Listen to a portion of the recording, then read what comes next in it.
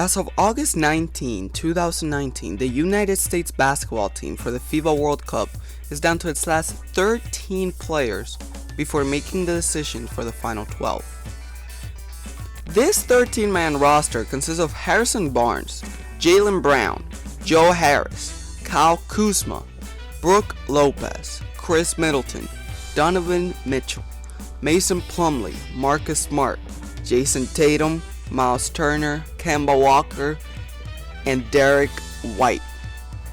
A grand total of 5 All-Star selections, 3 of those coming from the only All-NBA player Kemba Walker, and the other 2 from a former one-time All-Star in Brook Lopez and first-time All-Star last year, Chris Middleton. Now, I believe we all have a decent idea of which players getting cut. And when looking at this roster, I gotta admit, it really is underwhelming, especially when compared to other rosters the US has had in the past. For example, the last World Cup squad consisted of Stephen Curry, Klay Thompson, Derrick Rose, Kenneth Faried, Rudy Gay, DeMar DeRozan, Kyrie Irving, Mason Plumlee, Boogie Cousins, James Harden, Anthony Davis, and Andre Drummond. A total of 43 All-Star selections, 30 All-NBA selections, 3 MVPs with 4 awards, spread across 9 different players. And keep in mind that, in general, the World Cup team is inferior to the Olympic team. And at the time, this actually looked like one of the weaker teams the USA have put out. I mean, who wanted Mason Plumlee representing them? Even if the team is light years ahead of whatever we have this year. And even that year, we had players like LeBron James, Kevin Durant, and Blake Griffin withdrawing from the squad. A rising star at the time, Damian Lillard, was actually cut from the star-studded squad. However, this year, Damian Lillard was one of many to sit out the FIBA World Cup this year. Some of the other players to sit out, without including those that were injured and can't play, were James Harden, Anthony Davis, Bradley Beal, De'Aaron Fox, DeMar DeRozan, PJ Tucker, Tobias Harris, CJ McCollum, LeBron James, and Zion Williamson. Some of the best players in the world have decided to sit out the World Cup and represent their team. And yes, I did call Zion Williamson one of the best players in the world. Come on, the guy's 6'7", 285, can run the floor in less than 3 seconds. Come on, bro. And most of them did say that they were prioritizing the upcoming season, and that's the thing.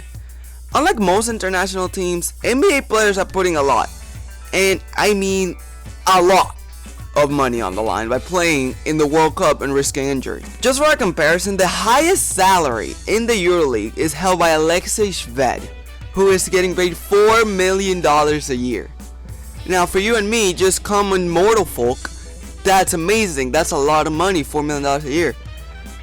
However, according to Forbes, the average NBA salary is around $6.2 million. That is not accounting for sponsorships and contract or league-induced bonuses, such as All-Star Weekend competitions and end-of-year awards.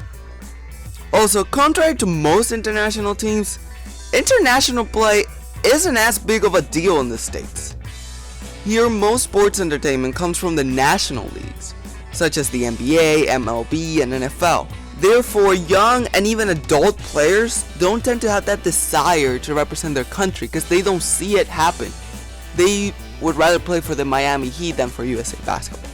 For an example, when looking at an interview made to Kyle Kuzma, I noticed that only one of the questions was directed towards the actual decision of him representing the US flag.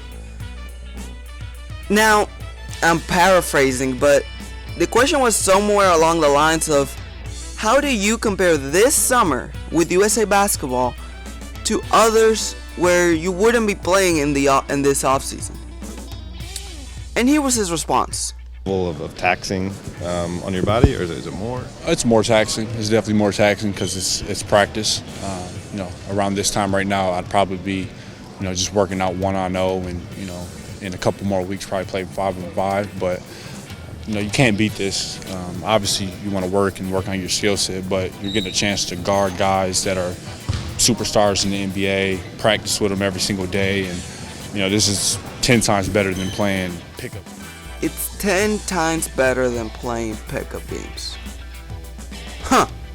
Players in the US see this as a chance to grow and develop as players. And I'm not saying that's a bad thing, but it makes the national team sound a lot like an AAU camp. And I'm not saying this is only a problem in the USA either. Some of the top centers in the world, Al Horford and Karl Anthony Towns, as well as the G League Rookie of the Year in Angel Delgado, sat out from what could have been one of the more dangerous international teams had they all been in it when they decided not to play for the Dominican Republic. The difference with those three players is that they all had played once before, and two of them actually gave a reasonable excuse.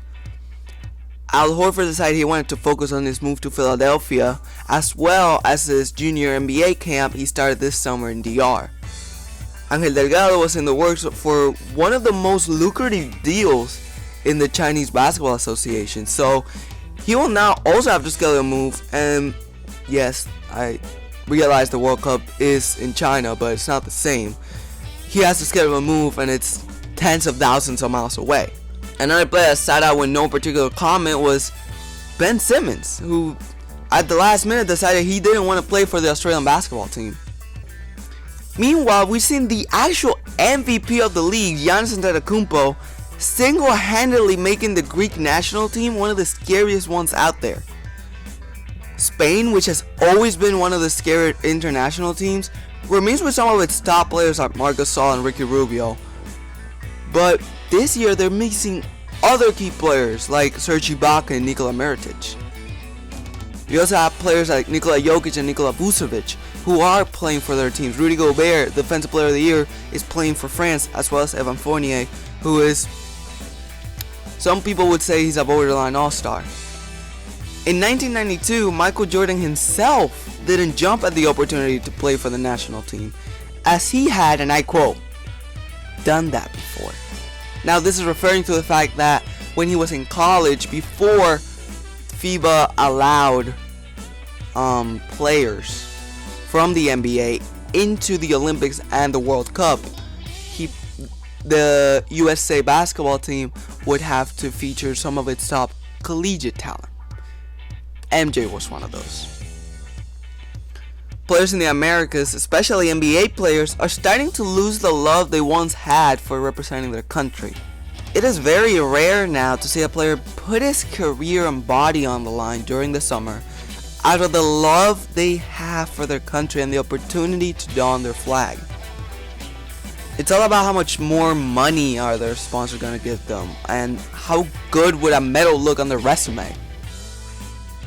However, the Hall of Famer and world record holder for most career points in a basketball career, Oscar Schmidt, never played a single NBA game.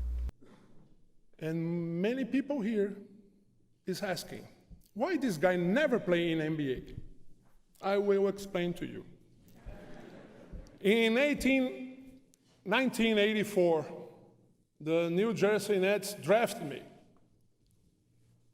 6th round.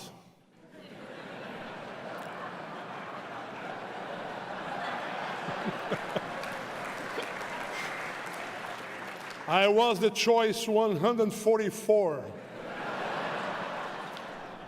I say, okay. This was after the Olympic Games in Los Angeles. I go there and I'll show them what they will lose. I go there and I practice 1 week and I play 5 games. 2 of them against Charles Barkley. He guarded me. Never found me in the court. I came there and say, hey coach, thanks to draft me. But I can tell you, here is 1 point a minute. And he said, who is this guy? And it was 1 point a minute. 25 minutes, 25 points a game, and that 5 games. And they come to offer me a no-cut contract to play New Jersey Nets. And I say, thank you very much. But if I play one game here, I'll never play with my national team. Never more. That was the rules, if you don't know. And then in 1992 came the Dream Team with my friend here.